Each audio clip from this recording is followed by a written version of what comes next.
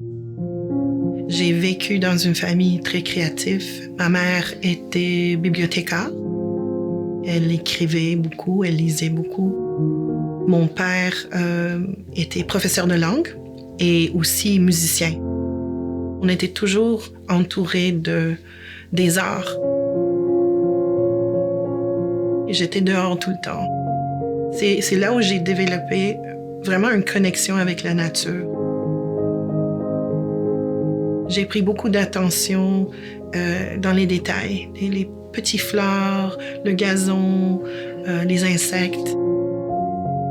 Vers l'âge de 7 ans, 8 ans, 9 ans, j'avais déjà commencé à me faire des petits livres, couper des papiers et faire des titres et écrire ce que je voyais dans ma journée.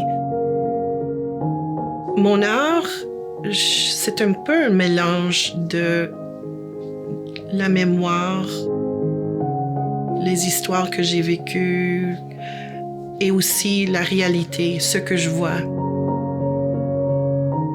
Quand je fais un paysage, par exemple, il y a des photos de référence que j'utilise. Je fais beaucoup de photographies.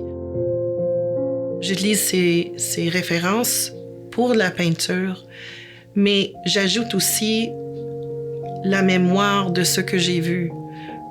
Le paysage peut-être de ma jeunesse ou quand j'ai voyagé. Le réel. Puis la mémoire, quand les deux frappent, il y a comme une petite ligne, une petite mur ou une couche très mince. Et moi, je me trouve là. Je suis... ça ondule, ça bouge, mais c'est là, j'essaie de me placer là.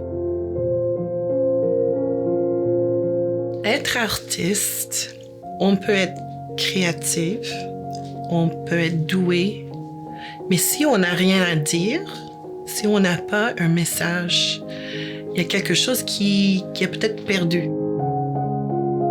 Quand je fais mon art, quand je fais les peintures, c'est juste une partie du monde que je montre aux spectateurs. C'est ma façon de voir le monde. Et j'ai quelque chose à dire. J'ai un but, j'ai une responsabilité comme artiste. La meilleure façon pour moi de montrer mon histoire, de raconter mon histoire, c'est avec mon art. C'est un besoin, c'est quelque chose qui me donne beaucoup de joie et c'est une forme de communication pour moi.